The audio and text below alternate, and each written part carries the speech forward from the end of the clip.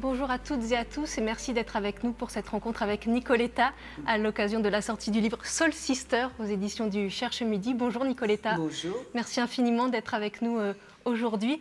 Dans ce beau livre, vous nous racontez votre vie, votre enfance, vos débuts, les rencontres qui ont fait de vous la chanteuse que l'on connaît. C'est un livre de souvenirs. Vous qui êtes la chanteuse que l'on connaît, mais qui aimiez beaucoup le dessin. Quand vous étiez plus jeune, et ça je ne le savais pas, et dans ce festival où on invite également des dessinateurs, ça m'a interpellée, ce goût pour le dessin que vous aviez. Au départ, c'était mon rêve de jeune fille. Je voulais être dessinatrice.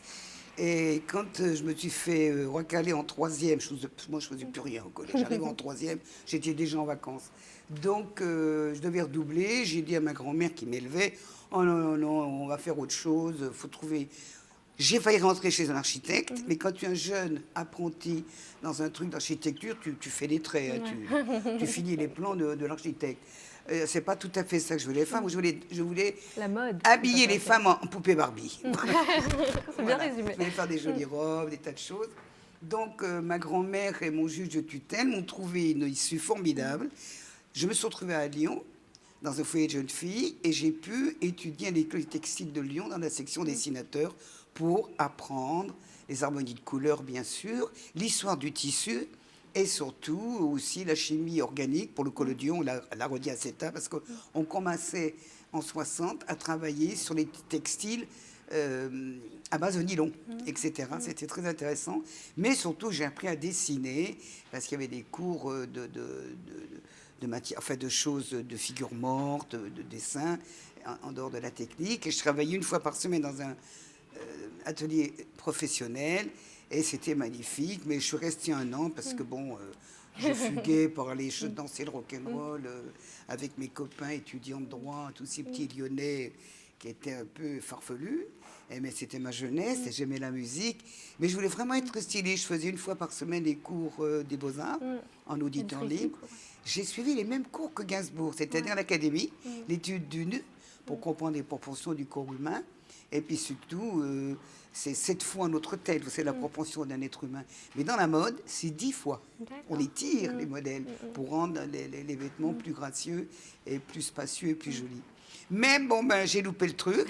Je suis montée à Paris quand j'ai été émancipée à 18 ans.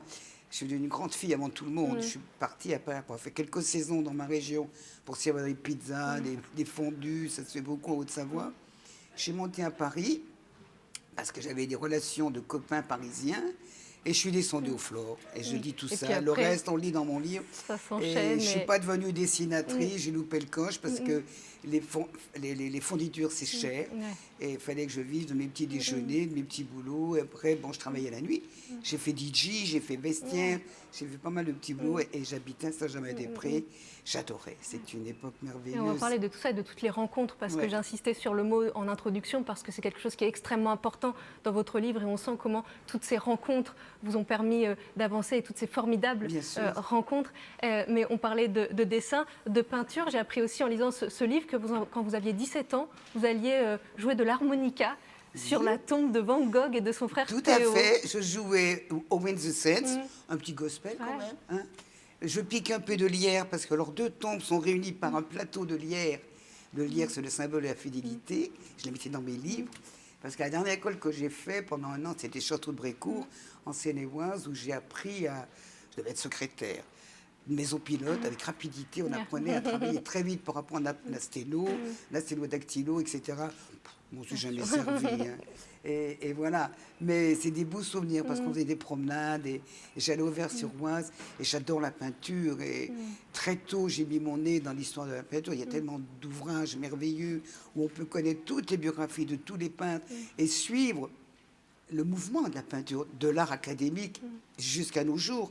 Et c'est passionnant, quoi. C'est vraiment passionnant. Moi, j'aime autant Nicolas Poussin que Michelangelo, que Raphaël, que Picasso, que Kandinsky, etc. Et bien d'autres. Je suis très large d'esprit sur le plan pictural. J'aime beaucoup la peinture. Ça me cause, ça me parle. Et quand vous étiez petite, vous aimiez dessiner, vous ne rêviez pas d'être chanteuse, mais pourtant, vous avez commencé à apprendre à chanter dès l'âge de 8 ans dans une chorale. Et ça aussi, ça a été extrêmement important. La chorale, c'était à 8 ans, après la guerre. Dans mon pays, on était très catholique. c'est la Haute-Savoie, c'est la frontière suisse. Il fallait lutter contre Calvin, qui est à 30 km de mon village. Et c'est vrai qu'il n'y a pas... Quand on vient dans nos montagnes, en Savoie, en Haute-Savoie, quel que soit le petit hameau qu'on peut rencontrer, il y a une chapelle. Vous l'avez remarqué peut-être. Il y a toujours un petit Christ au détour d'un chemin, un oratoire et une chapelle. Des fois, il y a 30 places dans cette chapelle. C'est pour les 3-4 fermiers qui sont là. Et c'est vrai que j'ai appris à chanter avec la chorale du village. Et longtemps, mais vraiment, je croyais que tout le monde savait chanter, comme il y avait tous les âges. Mon Et que c'était oncle, quelque il y chose avait de ma tante, naturel. il y avait les parents de copines. Moi, je croyais que c'était normal, que tout un chacun avait le talent de pouvoir chanter ou est fort à la messe. Quoi. Eh bien non. Non, quand la Je me première suis fois rendu on vous a compte en commencé à vous grandissant dire que que ce n'était pas donné à tout le le monde monde. n'avait pas ce Et talent. arrivé à Paris, j'ai eu la chance de me lier d'amitié avec Hervé Villard, qui est toujours mon ami, d'ailleurs, qui est le parrain de mon fils, et de voir Hervé arriver à faire quelque chose tout seul. Il avait 19 ans. Moi, j'en avais pas, oui, 19, 20 ans, 19. Et numéro 1 Caprice, c'est fini. On est devenu très copains. Il m'a hébergé, il a été merveilleux avec moi. Et il est comme moi, il n'a pas connu son père, sa mère, on enlevait de sa maman, il a eu des manques comme moi. Et on est devenus très, très liés. Et il m'a envoyé faire des auditions où je n'étais pas prise, parce que je chante en anglais. J'adorais Elvis Presley et la musique américaine. Donc, on est bien gentil, mais quand est-ce qu'elle va nous chanter quelque chose en français? Donc voilà, et un jour quand même, au King's Club où je travaillais, j'ai été repérée Et par on va Nino parler Ferrer et ses effectivement, musiciens, et voilà. dans quelques instants. J'aimerais qu'on revenir juste ouvrir une toute petite parenthèse par rapport à ce curé qui vous a appris à chanter dans la chorale. C'est aussi quelque chose que vous racontez, c'est les hasards des noms. Ça aussi, ça paraît fou. Le nom de ce curé et le nom après de votre prof de dessin, qui sont des homonymes. Le curé s'appelait Molinier. Le compagnon que j'ai depuis 30 ans s'appelle Molinier. Incroyable. Mon ex-époux, le père de mon fils, s'appelle Chapuis. Mon prof de dessin à Lyon s'appelait Chapuis. J'ai que des trucs comme ça. Et bon, je ne sais pas ce qu'il faut en penser, mais ça m'interpelle. Ouais, c'est le set des hasards de se dire qu'il y a des choses qui sont peut-être des évidences aussi, en tout cas des chemins. C'est très chemins. curieux.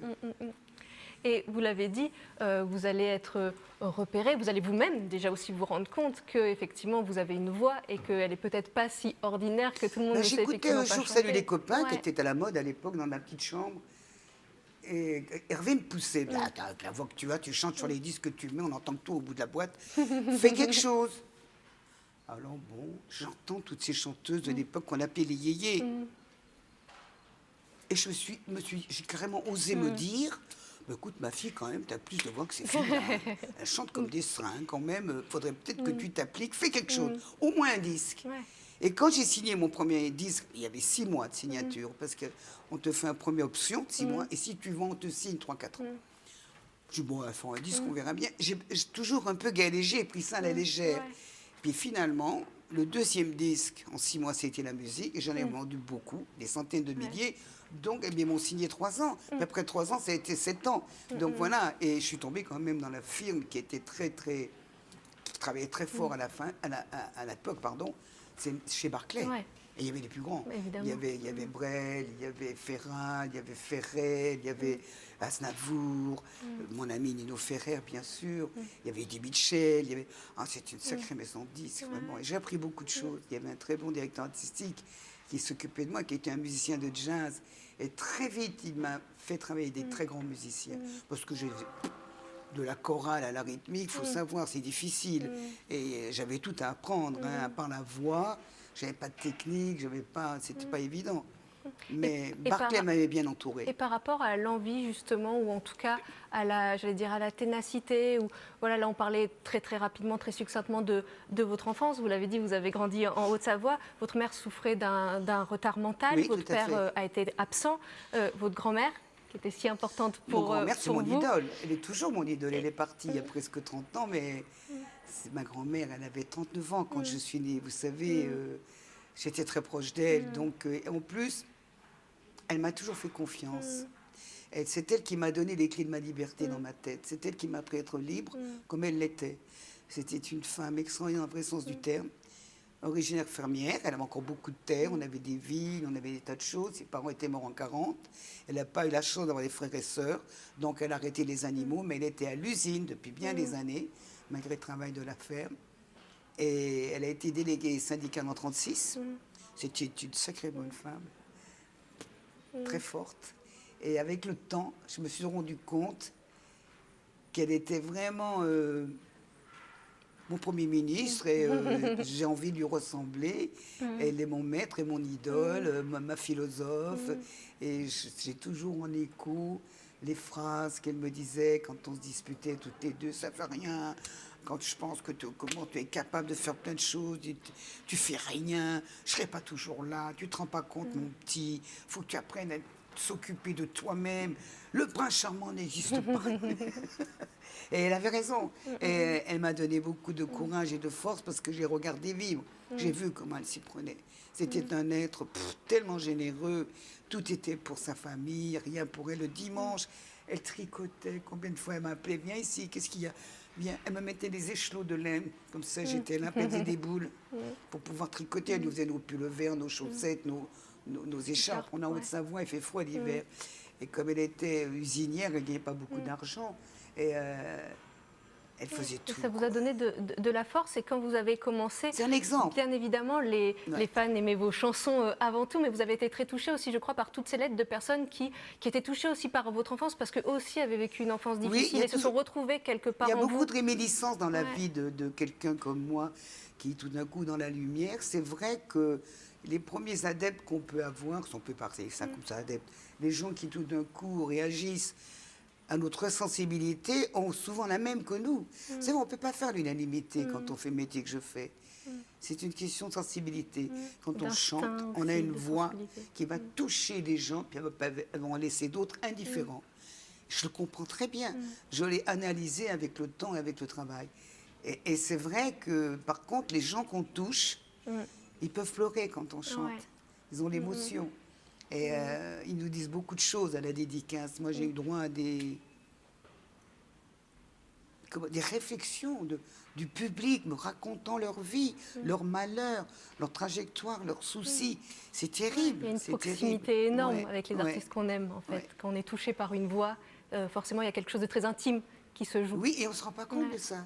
C'est le retour. Ah, vous savez, elle m'avait donné les larmes aux yeux. Hein. Et là, je le dis dans le livre, quand la première fois, il y a des années de ça, une maman me dit mon Dieu, il est le soleil, merci madame, j'ai perdu mon fils, c'était mon soleil. Ah, je suis restée. Le lendemain soir, quand je suis arrivée sur scène, elle m'avait jeté un sort à la chanson. Hein. Je me suis dit, mon petit intérêt est impeccable, bien la chanter. Parce que dans la salle ce soir, il y a sûrement des gens qui sont en train de perdre leur amour. Ou leur père, leur mère, leur frère, leur soeur, leur fiancé, leur mari, leur enfant. Donc tout d'un coup, c'est plus toi qui chantes, tu deviens la voix des autres. Et je crois que pour durer dans ce métier de scène, il faut avoir ce sens-là. Il faut s'oublier. Et à un moment donné, il faut tendre les bras et sa voix vers les gens. Parce que les gens, ils ne sont jamais montés sur une scène. Mais par contre, venir nous écouter et arrêter le temps, parce que la musique, c'est du temps. On l'arrête en même temps. Moi, des fois, je chante 2 heures, je ne m'en rends pas compte. J'oublie tout. Et les gens aussi oublient tout. Moi, quand je vais dans des concerts de gens que j'aime beaucoup, d'artistes que j'apprécie, je suis comme une petite fille. Moi aussi, j'ai mal à la gorge. Moi aussi, j'ai de l'émotion. Il y a quand même quelques artistes qui m'ont donné ces émotions-là. Et c'est merveilleux. Et on parlait des lettres de fans que vous pouvez recevoir. Vous avez commencé en répondant aux lettres de fans d'autres chanteurs quand vous en étiez à votre tout premier album, justement pour vous aider à gagner un peu de sous. Je travaillais mes chansons pour mes débuts d'enregistrement. Mais évidemment, les maisons disent que tu n'es pas bankable comme aujourd'hui, ils ne te donnent pas d'argent. Hein. Donc, il fallait quand même. J'avais quitté le monde de la nuit, il fallait quand même que je fasse quelque chose. Je me suis installée à un petit hôtel à côté de la maison de 10, dans le 9e arrondissement. Et on m'a porté des sacs avec tous les lettres admirateurs des copains du moment. Alors je signais, bon baiser, Franck Alamour, merci pour ta gentillesse, Guy Marchand, je suis contente de ma chanson, Nino Ferrer. Je variais un peu les plaisirs. Et je touchais 150 francs par sac, c'était de l'argent à l'époque. Donc je pouvais payer mon hôtel, je payais quoi, 13 francs, 14 francs par jour l'hôtel. Voilà, j'ai commencé à faire... Vous faisiez ça et vous appeliez aussi Europe numéro 1 pour que les chanteurs du label il y avait Guichard et d'autres jeunes artistes. Alors Guichard, lui, il était au disque, il mettait les disques dans des pochettes. Oh, c'était drôle. Et on téléphonait au Hit Parade d'Europe 1, c'était les débuts du Hit Parade, et il fallait faire monter la sauce sur des artistes maison. Alors moi, je vote pour machin, nanana. Oui. Comme quoi, il y a de la triche, Ouais. quand même. On parle aujourd'hui qu'on peut avec le numérique, mais même sans le numérique, on pouvait tricher très bien. Moi, j'imagine, mais bon. Et donc, il y a eu ce moment-là, et puis vous l'avez évoqué, la musique a été un succès énorme et qui vous a Oui. permis de partir sur votre première tournée avec Adamo. Avec Adamo, ça a été c'était quelque chose merveilleux. d'important pour vous. Parce qu'Adamo n'a pas changé d'un poil, d'ailleurs, c'est un garçon constant. Il était formidable. Il était humble. C'était le plus gros vendeur de disques dans la bande des Yéyés. Parce qu'on parle toujours de Johnny, de tous ces gens qui ont fait l'histoire du Yéyé. Mais Adamo, il était là depuis 62, auteur, compositeur, interprète, chargé de famille. Son pauvre papa était mort noyé en Sicile. Et il avait tout à ce malin, ces petits enfants, des petits frères et sœurs. Moi, j'ai mangé chez lui à Gemap, en Belgique, avec sa maman, et toutes les petites têtes autour. C'était un garçon extraordinaire. Et quand je le rencontre, je rencontre le même. Il est constant. Et en plus, vous savez, partout où je suis allée, que ce soit en Amérique du Sud, que ce soit en Allemagne, que ce soit quand j'allais en Hollande, que ce soit au Japon, il est numéro 1. Ouais. Et il ne parle pas. C'est quelqu'un d'extrêmement humble. Il est formidable, je l'aime beaucoup. Et il y a eu cette première tournée, vous évoquiez Johnny, qui vient vous voir Il pendant vient cette me tournée, voir à mais il vient l'Olympia, que parce la qu'on a première fait- partie. Il vient On vous a voir fait- que vous. Oui, il était drôle, il me dit. Oui, moi je le connaissais que de vue, Johnny. Ah mais ouais, moi je reste pas, hein, je m'en vais à l'entracte, tu viens me rejoindre. Parce qu'Adamo, c'est que des slows, tu comprends. Il était mignon, Johnny. Mais Johnny, Et qui pareil, après vous Johnny, à dit, l'époque, tu pars en tournée avec moi, juste Johnny, après. à l'époque, c'était le grand blond, le beau garçon. Il était magnifique. Quand il arrivait sur scène, c'était les filles s'arrachaient les cheveux. Moi, j'ai vu des filles grimper sur le dos des flics. Hein. C'était quelque Et chose. vous disiez, vous rentriez pour la première partie avec ce bruit, ces Ah non, cris non, moi, qui ce que disaient j'entendais, Johnny, c'était Johnny. terrible. J'entendais des milliers de personnes qui criaient quand j'arrivais. Johnny, Johnny. C'est dur de Il faut réussir du à se... courage. Ah ben non, ben, tu te dis, qu'est-ce que je fais? Je m'en vais ou j'insiste? Bon, j'attrapais le micro et j'y allais.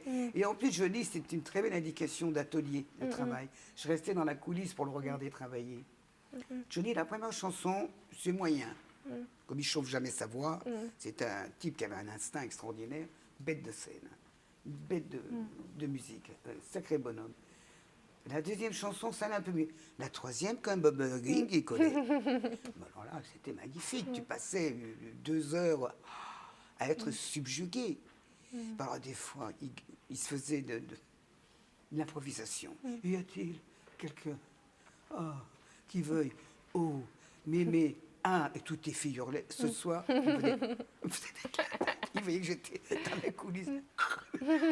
Il était joueur, il était très drôle. Et vous racontez ça aussi, son côté joueur en off, enfin dans les hôtels où il ne Il s'arrêtait passait jamais son en fait. temps à vouloir faire des farces.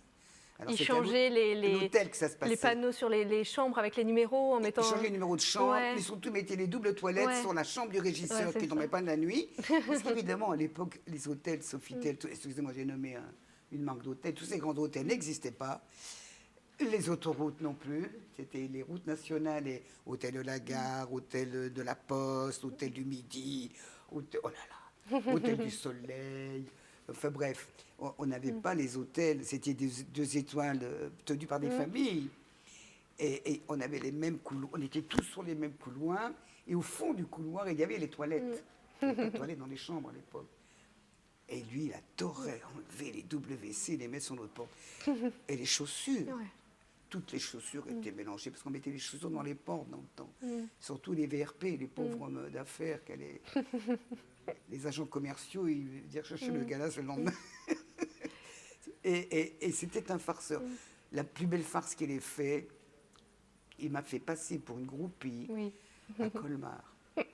À appeler tous les musiciens. On a appelé chaque musicien et ils m'ont tous attendu.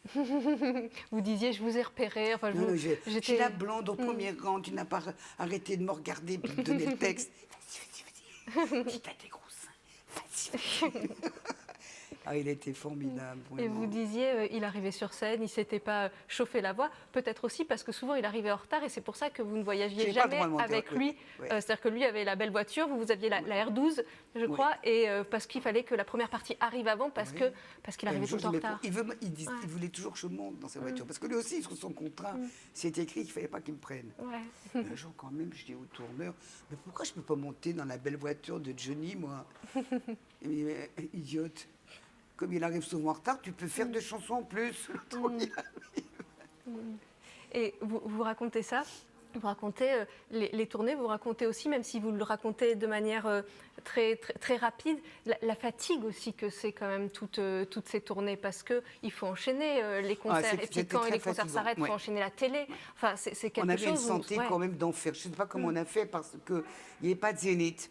On faisait de temps en temps l'été des chapiteaux ou des plein air, des stades. Mais dans les départements, les tournées se faisaient, ils avaient des cartes de francs, je me souviens, en rouge, c'était les options, en vert, c'était les villes qui avaient dit OK. Et on faisait 4 villes dans le département. Parce que 4 villes faisaient 4 000, 5 000 personnes, 6 000 personnes. Donc on travaillait beaucoup. Moi j'ai fait des 200 concerts dans une année. Et pas que moi, les Johnny, pareil. Notre jeunesse à nous s'est fait sur les routes.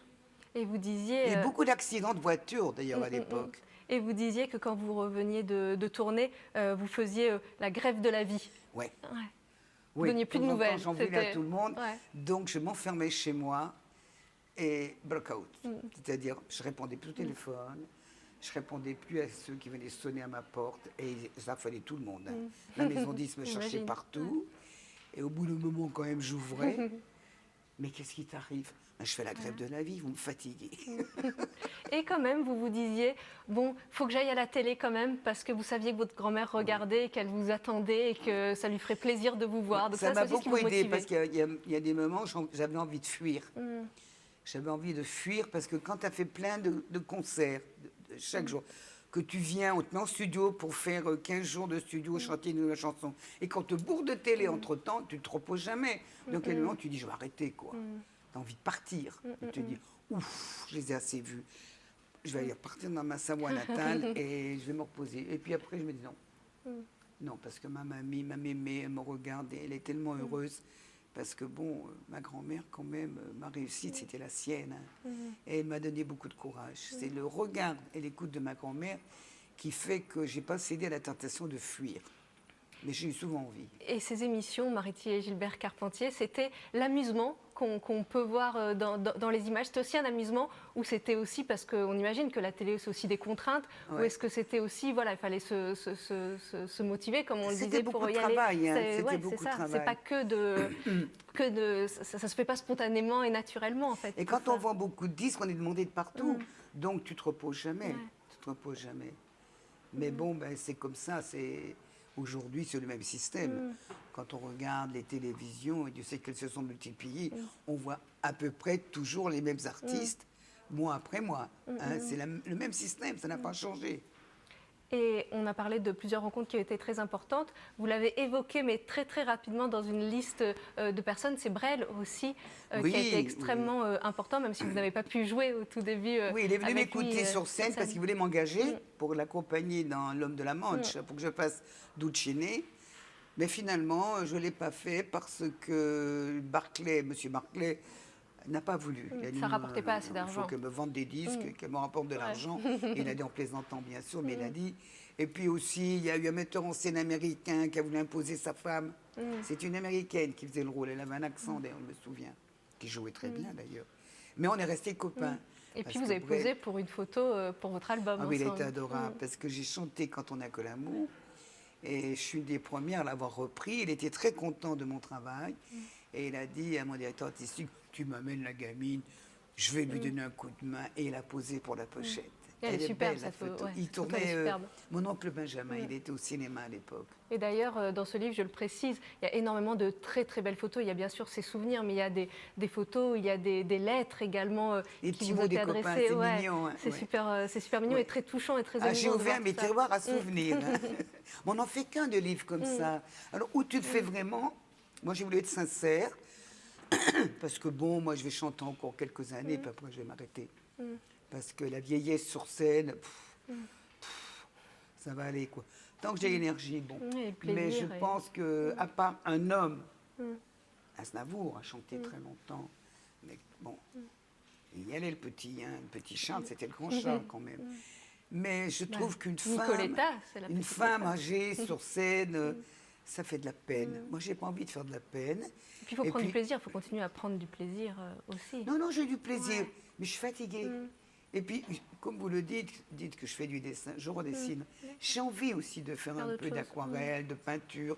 Et surtout, je voudrais vivre à la campagne, chez moi, avec 2 ânes, des lapins, des petites poulettes avec leurs coques, 2, 3 mal comme chiens, programme. des chats, m'occuper des oiseaux, leur faire des maisons pour l'hiver et leur donner à manger.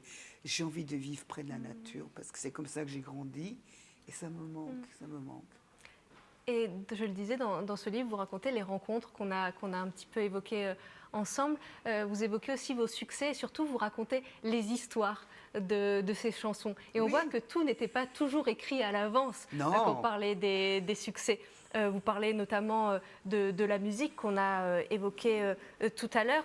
Et on a évoqué aussi très rapidement Il est mort le soleil. Cette chanson a une histoire incroyable avec cet enregistrement, avec Brigitte Bardot Oui, qui enregistre. on a enregistré le même soir. Ouais. Moi, j'ai enregistré Il est mort le soleil au studio A. Elle était au studio B, au studio Barclay. Et elle a ouvert sa porte. Elle a ouvert la porte du studio et jouait une grande chic. Chevelure blonde qui se. Ah, quand tu auras Vous dites, elle fini. était encore plus belle que. Elle était très Ouais. jolie. Quand tu auras fini, Nicoletta, tu viendras pour boire le champagne, on va fêter nos tubes. Elle était persuadée qu'elle avait fait un tube, elle avait raison. C'était Harley Davidson de Gainsbourg. Et moi, il est mort le soleil. Et elle était charmante. Elle était avec Monsieur Barclay. Donc, on a pris le champagne. Voilà. Mais ce qui est fou, c'est que justement, cette chanson Il est mort le soleil, qui a été importante pour tellement de personnes, n'a pas été justement un succès immédiat, contrairement à Harley Davidson, justement. Mais c'est après, quand il y a eu cette rencontre incroyable avec Ray Charles, Oui, il qui m'a a fallu la repris. caution américaine de Ray Charles, quand même un grand artiste mondialement réputé à l'époque. Et je suis arrivé au Canada où le disque passait bien. Ces Canadiens sont plus américains, ils disaient que nous dans leur goût quand même. Et je suis venu 15 jours faire de la promotion dans toutes les télés là-bas et les radios. Et j'avais les mêmes agents que Ray Charles, les frères Latraverse, qui s'occupaient d'artistes étrangers pour le Canada. Et évidemment, j'ai pu assister à un spectacle de Ray Charles. Il nous a reçus dans sa loge.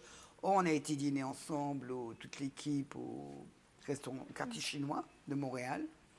Il m'a demandé mon adresse, mon téléphone. Il est parti avec mon 10 sous bras, mon album.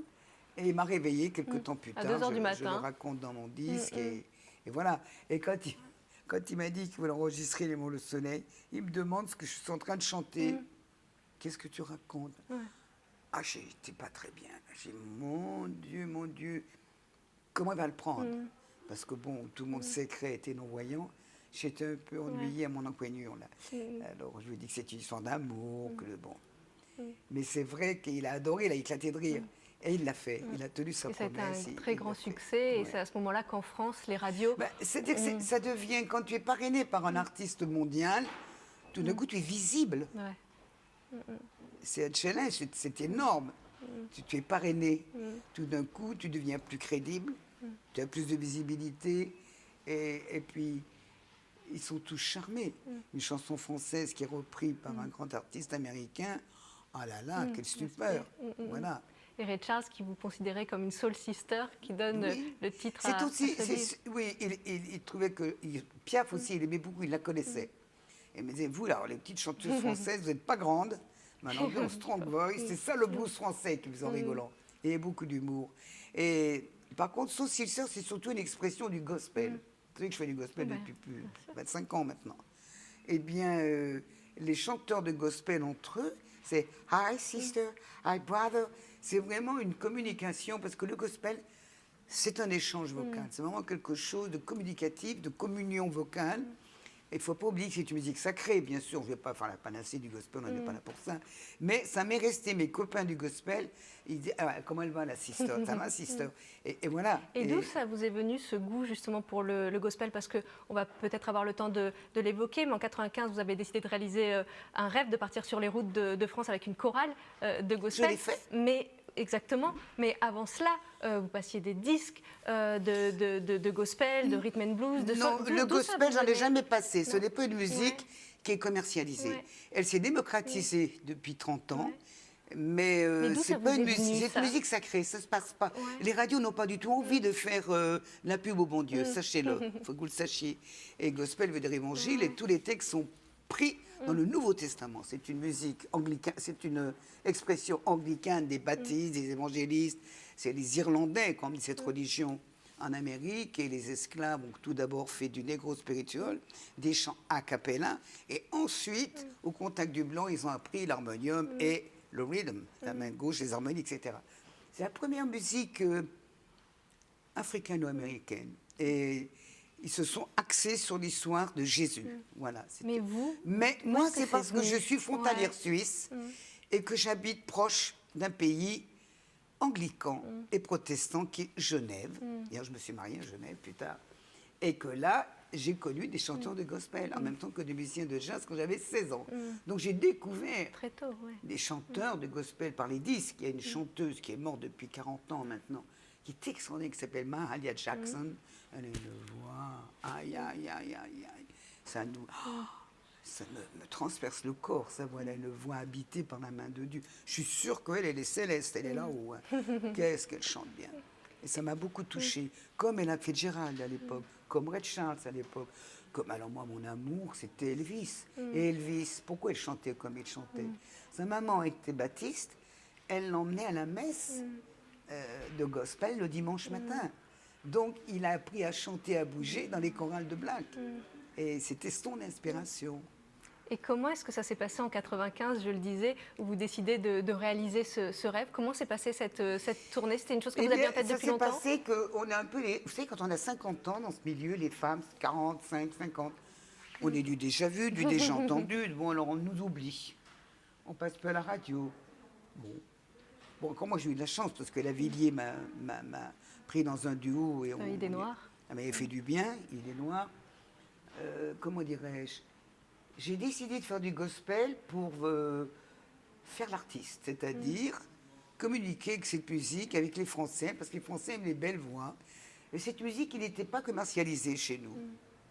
Hein? C'était pas démocratisé. Et connaissant certaines choristes américaines à Paris, j'ai trouvé un atelier gospel. J'ai été travailler, parce que c'est pas ma culture, il a fallu que je bosse quand même. Et je l'ai fait. Et j'ai monté une chorale qu'on m'a piquée. Les producteurs des Sans-Voix m'ont piqué mon chef de chœur. Ils ont attendu que je fasse le boulot pendant 2 ans. Ils ont été très corrects, très bien. Vive la France. Mais c'est pas grave, parce que des bons chanteurs, il y en a partout. Et j'ai continué la route. Ça fait 25 ans que je fais une tournée gospel chaque année. Et donc voilà, et on a travaillé et on l'a fait. Et j'ai fait les églises, j'ai fait les cathédrales, j'ai même chanté ici à la cathédrale. Et donc, je continue. C'est un concert que je fais chaque année, moitié français, moitié anglais, avec des tubes de gospel, les classiques du gospel, et première partie française, il y a des chansons qui s'y prêtent. C'est-à-dire voix, piano et chœur, c'est très acoustique. Et ça a été une réussite. Voilà. Et c'est devenu un mouvement. Et ça, j'en suis très fière, parce que toutes les petites chorales, de banlieue, et même ici, il doit y en avoir. Ils se sont tous mis à chanter Happy Day et faire du gospel. Et ça apprend à bien chanter, ça apprend le partage des voix, l'harmonisation. C'est très intéressant. Alors, ce qui m'amuse beaucoup, c'est que le public français, il adore ça, mais il ne sait même pas de quoi on parle. Mais ils sont touchés. Ils sont touchés parce qu'il y a une vérité dans le travail vocal du gospel. Je retourne quelques années avant cette année 95 où vous vous lancez dans cette tournée. Au détour d'une histoire autour de la chanson « Où es-tu mon Saint-Germain-des-Prés », vous dites ceci: « Prendre des cours d'hypocrisie m'aurait peut-être fait beaucoup de bien et m'aurait évité quelques écueils. » Et je trouve ça très drôle que vous écriviez ça, ou en tout cas très, très, très sincère. Et voilà, il y a la petite histoire avec cette chanson. Mais ça marque aussi votre parcours, ça, cette sincérité et ce côté à ne pas faire de concessions non plus. Oui, mais je pense que sur les brutes de brutes et vrai, c'est une qualité. Parce que toute vérité n'est peut-être pas bonne à dire, donc il faut les choisir. Mais derrière toute vérité, il y a un éclat qui s'appelle la lumière. Toutes les religions en parlent. Pas besoin de religion pour parler de ça. Quand on est vrai, on est compris, on est adopté. C'est très important, la vérité. Bon, aujourd'hui, nous avons un monde très bizarre. Les gens, les réseaux sociaux, on se cache, donc on peut dire n'importe quoi. Il y a beaucoup de choses difficiles et beaucoup de malveillance et beaucoup de non-vérité, justement. Beaucoup de fausseté. Les gens jouent des personnages, on ment beaucoup, là, en ce moment. Je trouve qu'il y a un gros mensonge un peu partout et c'est bien dommage. Mais bon, d'être vrai, c'est pas mal, hein, on dort mieux le soir, je trouve. Et arrive cette chanson, et c'est marrant puisque le réalisateur donc, de ces vidéos venait juste avant cette rencontre pour vous dire à quel point cette chanson avait bercé son enfance. Et je pense que c'est le cas de beaucoup de monde qui nous regarde. Cette chanson Mamie Blue qui a été extrêmement importante dans votre carrière, alors qu'au début, vous ne vouliez pas la chanter. Non, moi je n'aimais pas le texte. Parce que comme j'ai perdu ma mère, j'ai connu son décès par un télégramme, j'ai été très choquée. Parce que je me suis sentie très coupable de ne pas être près d'elle quand c'est arrivé. Et j'ai quand même vécu des choses difficiles avec la mort de ma mère. Donc, j'aimais pas le texte. Parce que je suis un peu pudique, l'air de rien.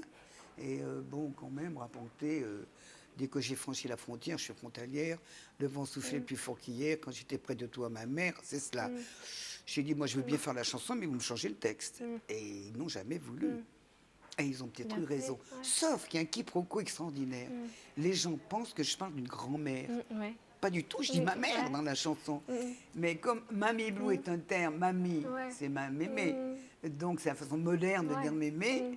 C'est ce que vous dites aussi, c'est que ça a permis de remplacer mémé par mamie. Des jeunes filles, des jeunes gens qui me disent tous les 10 ans, oh, c'est vous, ah oui, vous chantez Mamie Blue. Quand j'étais petit garçon, à 3 ans, c'est ma première chanson. On me l'a pris pour que je la chante à ma mamie qui a les yeux bleus. C'était trop mignon. C'est trop mignon. Mais c'est une chanson qui est dans toutes les familles, j'ai l'impression. Qui a été très importante et qui vous a aussi permis de beaucoup voyager avec cette chanson. Vous avez fait le tour du monde. Dans toute l'Afrique. J'ai fait tous les pays de l'Ouest.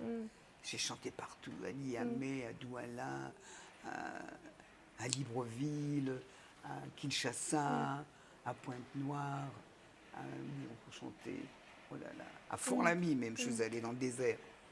Mon Dieu, j'ai chanté. C'est fou de voir l'universalité comme ça d'une chanson. Moi, l'Afrique, j'adore. J'adore. C'est très difficile parce qu'on chante à la nuit tombée, à 18h30. La nuit tombe tôt, hein. Il fait lourd. 95% d'humidité. Tu rentres sur scène dans les stades, t'as les poumons qui sont pris dans une chape de chaleur et de lourdeur. Alors tu y vas, c'est génial. Mais quel public! Ils chantent avec toi, ils tapent dans les mains au bon endroit, c'est formidable. et ce sont des gens extrêmement fidèles. Je suis retournée avec le gospel dans ces pays et ils m'attendaient depuis 20 ans. J'étais pas retournée. Regarde, j'ai tenu avec mon fils, tu vois, il a 20 ans aujourd'hui. C'était trop mimi. Et j'aime beaucoup le Bénin aussi. Le Bénin, j'adore. C'est un pays extraordinaire où il y a toutes les religions qui se côtoient. Et c'est l'endroit où est né le vaudou.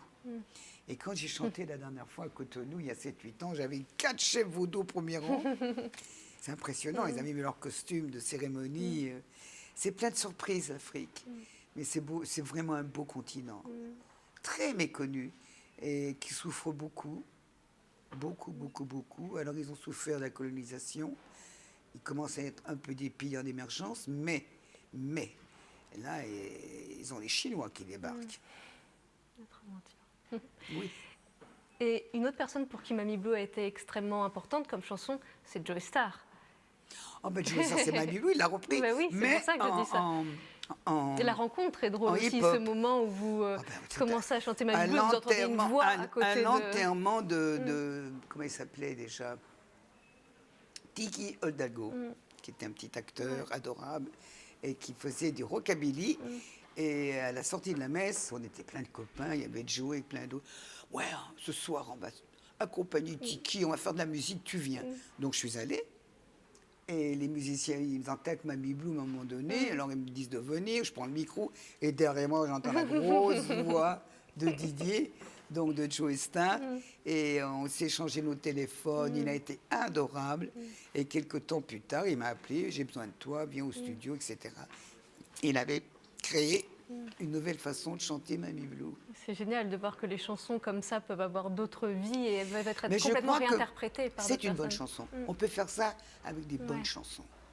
Des chansons qui ont une vraie solidité sur le plan harmonique, sur le plan mélodique. C'est costaud. Et ça me fait penser, même si ça n'a absolument rien à voir, mais parce que je pense en termes de collaboration, justement, vous évoquiez tout à l'heure Idée Noire, où là aussi, c'était une superbe collaboration. Qu'est-ce que j'ai aimé! Et avec comment dire, ce pressentiment, ce que vous avez senti immédiatement, qu'il ne fallait pas que vous la chantiez comme vous aviez l'habitude de chanter. J'ai chanté en voix de tête, exactement. l'octave supérieure, puis je me dis avec la voix Ouais. chaude et tendre De de la Bernard. musique, Et c'est quand même, il a un souffle, Bernard. Il n'a pas une grosse voix, il chante très bien, il swing super, il écrit très bien. J'ai dit, mais je vais lui aplatir sa voix, ça va pas être beau. Parce que les duos, il faut les réussir. Il faut faire très attention, c'est très délicat. Donc, j'ai attaqué en haut. Où es-tu? Et ça donnait ce son. Ouais. Qui est J'étais super. pas vraiment présente. Et le texte dit, il n'entend pas sa chérie. Où es-tu quand tu es dans mes bras? Est-ce que tu penses à moi? Je deviens une réminiscence. Et la façon dont je l'ai chanté, bon, j'ai peut-être fait un miracle ce jour-là. Et puis j'étais impressionnée par Bernard aussi. Donc je voulais que ce soit bien. Et voilà, comme une petite fille, parce qu'il est impressionnant, Bernard. Hein, c'est quelqu'un. Je le connaissais très peu. Et donc voilà, et il était très heureux et content. Et puis voilà. Cette chanson est absolument géniale, effectivement, mais comme beaucoup d'autres encore, et j'imagine que chacun a sa petite chanson. Et c'est vrai que quand j'ai parlé avec d'autres personnes du fait que j'allais vous poser des questions aujourd'hui à Limoges, une autre chanson est beaucoup revenue, c'est Les Volets Clos. Où pour les gens beaucoup l'adorent. de personnes, c'était la chanson C'est de Nicoletta. incroyable, les gens adorent cette chanson. Elle est bien française, très fraîche, très fine. Et moi, je l'ai enregistrée pour faire plaisir à Brialy. Oui, c'est ça, elle Je a l'ai mis aussi une dans un histoire album. particulière, Je ne savais celle-là. même pas que ça deviendrait un succès. On a vite tiré un 45 tours. Et puis voilà. Parce que ce qu'il faut dire, c'est qu'on vous a demandé de faire cette chanson pour accompagner un film de Oui, Jean-Claude Brialy. c'était le générique d'un Voilà, film. c'était le générique, que la chanson a connu un grand succès, Oui. contrairement au film. Le film n'a pas Ouais. marché. Eh bien, il m'en a tenu rigueur. Parce qu'il a Que pensé Dieu ait que son âme. Mais que la chanson il a avait été écrasé. vexé. Bah oui. Parce que quand on disait Les Volets Clos, ah oui, la chanson de Nicoletta, on ne savait plus que c'était un film. Et il m'en a tenu rigueur. Il a pu. C'est curieux les choses, comme quoi les gens sont parfois blessés par le manque de succès qu'ils peuvent avoir. Mais c'est très masculin, je crois. Messieurs, ne soyez pas fâchés. Ils ont Mais- beaucoup d'ego, les ouais. artistes Ça masculins. blesse l'ego, ouais. C'est Ouais. curieux. Hein. Et il dit, oh, et il n'avait plus du tout la même attitude avec moi. C'est curieux. Et il y a bien évidemment beaucoup d'autres chansons encore qui nous ont accompagnés, qui ont accompagné beaucoup de Françaises et de Français. Et au-delà des frontières, on n'a malheureusement pas le temps de toutes les évoquer, mais il y a une chanson aussi qui a été très importante pour vous, Enfants, venez chanter l'espoir, une chanson que vous avez écrite d'une traite et pour laquelle vous avez En 3 reçu. minutes. Voilà. Oui, Et qui a été importante pour vous, cette chanson, elle a une place particulière. Oui, parce qu'elle parle justement des problèmes d'écologie. Je ne sais pas si vous l'avez écouté. Si, bien sûr. Voilà. Et je parle aux enfants qui gardent espoir et qui s'en aillent, qui quittent les villes et les Que vous cités. évoquiez tout à l'heure. Bon, ça commence à se faire maintenant. Quitter Ils ont mis du temps. Hein. Mais vous Et avez j'ai eu la reçu, surprise justement, de ouais. recevoir le prix de l'Académie Charles-Lecros, qui est quand même une chose importante dans le milieu Et du vous disque. pensiez la recevoir pour une autre chanson, en fait, quand Non, vous l'avez reçue. je En tout cas, vous pensais que étiez c'était mon surprise de autre le- auteur qui écrit Oui. très bien, Boris Bergman, Ouais. qui était l'auteur de Bachoum, qui m'a écrit Fille au Marabide, qui Ouais, a été voilà, un succès vous aussi, pensiez ma que- chanson ouais. que j'ai ramenée du Brésil. Moi, je pensais que c'était cette chanson qu'elle allait la voir. c'est Et ça. ben non, j'ai eu la surprise de la voir. Voilà. Et comment est-ce que vous envisagiez justement ce rapport à l'écriture, puisque vous avez écrit certaines de vos chansons, Oui. pas toutes. Est-ce que c'était, il faut comment dire, Écoutez, faut sentir quelque chose quand justement on nous écrit une chanson, il y a quelque chose de très particulier de chanter des mots qui ne sont pas les siens. Mais quand j'ai travaillé pendant 2 ans avec Anne Grégory, Ouais. qui m'a écrit la musique, elle vivait chez moi, je l'ai hébergée. On travaillait ensemble, Ouais. je lui donnais des idées. Parce que bon, après, elle était beaucoup de talent. Elle était très, très, très Vous rapide. raconter un petit peu votre collaboration. Comment est-ce que vous disiez, ah bah tiens, faut qu'on prenne ça. on Non, va non, non, elle travailler travaillait, elle ensemble. me disait, non, change-moi cette phrase, mets plutôt ça, je vais changer les mots, etc. Ouais. Et surtout, je donnais des idées. Par exemple, Dabadi, qui m'a fait une chanson que j'adore, qui s'appelle Un homme, où je parle, après la naissance de mon fils, il avait 3 mois, je crois, Alexandre. Et je reçois une musique qui était du compositeur de Requiem pour un fou, pour Hallyday. qui a une grosse chanson d'Ali et je deviens fou. Et donc, j'aimais bien la mélodie, puis je me dis, qu'est-ce que je vais raconter là-dessus? Et j'avais rencontré Jean-Loup quelques temps auparavant, donc je lui téléphone, j'écoute, je vais t'envoyer une maquette. Je suis très heureux, parce qu'il écrit sublime. Ah. Voilà, j'aimerais que tu me chantes les angoisses permanentes et toutes nouvelles d'une maman qui vient d'avoir un enfant. Oh, elle m'a dit, quelle idée géniale, il n'y a pas de souci en la musique. Je lui ai envoyé, il a mis 24 heures, au bout de 24 heures, j'avais la chanson. Et c'est très beau, c'est très très beau. Je lui ai couru après pour avoir d'autres chansons. Mais Monsieur Dabadi, il a fait des scénarios. Il a tellement écrit, il a écrit pour Julien. Chaque fois que je me dis, il était tout de je te prie de m'excuser, ma Nicole, je suis débordée. Mais je te jure, on collabore ensemble. Je t'aime beaucoup. Il était adorable, il s'excusait.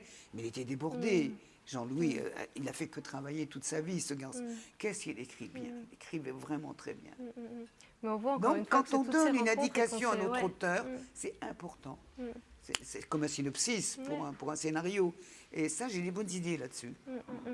Et on l'a un petit peu évoqué tout à l'heure, mais il y a cette phrase qui revient quand même assez souvent dans votre livre, qui est « il n'y a pas de hasard dans la vie ».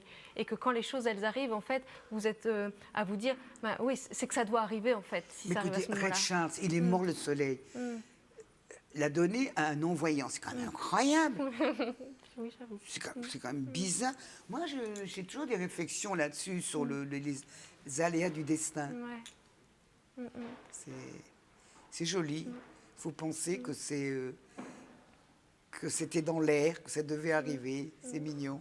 Et quand vous disiez pour ce livre, où il y a énormément, je le répète, de très belles photos, de petits mots, vous dites j'ai ouvert tous les tiroirs. J'imagine qu'il y a aussi des choses qui étaient peut-être pas oubliées, mais qui étaient un petit peu... ça m'a fait du bien. Oui, j'imagine de reconvoquer tout ça. Qu'est-ce que ça a provoqué Ce petit chez voyage vous? en arrière, ça m'a fait du bien. Ça m'a fait beaucoup de bien. Et j'ai travaillé avec une mémoire automatique. C'est-à-dire, je n'ai pas réfléchi. Je triais les photos. Bon, ça me rappelait l'instant de la rencontre ou du moment où on avait travaillé ensemble avec la personne dont chaque chapitre... Bon, j'ai été aidée par la fille qui s'occupe de la série à l'édition, Madame Alonso, qui est superbe. Elle m'a campé tous les chapitres, on fera ça, le début, ça. Et après, grâce aux photos que j'ai amenées, on a pu faire la narration. Et c'était vraiment très agréable de travailler comme ça, vraiment. Parce que moi-même, je me suis rendu compte que j'étais une privilégiée, que j'ai eu une vie folle, merveilleuse, que j'ai fait presque le tour du monde, que j'ai rencontré des gens extraordinaires dans le vrai sens du terme, que je me suis nourrie du talent des autres, que la vie a été généreuse avec moi. J'ai eu un début de vie difficile, mais on m'a récompensée. Vous voyez? Et moi je pratique le Hiking, qui est une philosophie chinoise, qui est un livre qui a 3000 ans, et on travaille avec des pièces de monnaie, et c'est comme un art divinatoire, mais un peu astrologie. Et là, on pratique le Yang et le Yin. Et les Chinois, ils ont l'art de transposer les choses négatives en positives. Et je me dis, la vie, c'est ça, tu as une partie négative, une partie positive. Mais en ce qui concerne le métier que je fais, c'est quand même un métier, il faut s'appliquer, il faut l'apprendre, il faut le faire bien. Nous sommes des privilégiés. Et en faisant ce livre, je m'en suis rendu compte. Et le privilège, c'est d'avoir un public. Et ce public, on ne sait même plus comment lui dire merci. J'ai fini d'ailleurs le livre en leur disant qu'ils sont le miracle de ma vie. Tous ces gens, ces milliers de gens qui sont venus m'écouter chanter, qui continuent encore à m'écouter, ben moi, ça me surprend. Hein. Chaque fois que mes salles sont... J'ai fait une tournée en 2019 complète. Je vous assure que chaque jour, il y a du monde, mais c'est complet. Ah bon, ça me surprend. Parce que c'est pas obligatoire. Et tu te dis, cette fidélité des gens, comment leur dire merci? Alors ce livre, c'est un peu un remerciement que je leur devais. Et comme vous dites, c'était très agréable de vous replonger vous-même dans ces souvenirs, et c'est un grand plaisir aussi en tant que lectrice, en tant que lecteur, de se plonger avec vous dans ces souvenirs. Merci infiniment, Nicoletta. Mais c'est moi qui vous remercie. J'ai encore fait le retour à l'envers. Soul Sister, c'est donc édité aux éditions Mais bravo, du je vois que Cherche vous Midi. l'avez vraiment lu. C'est bien. C'est la moindre des choses. C'est bien. Merci beaucoup. Bravo. Au revoir. Au revoir. Et merci.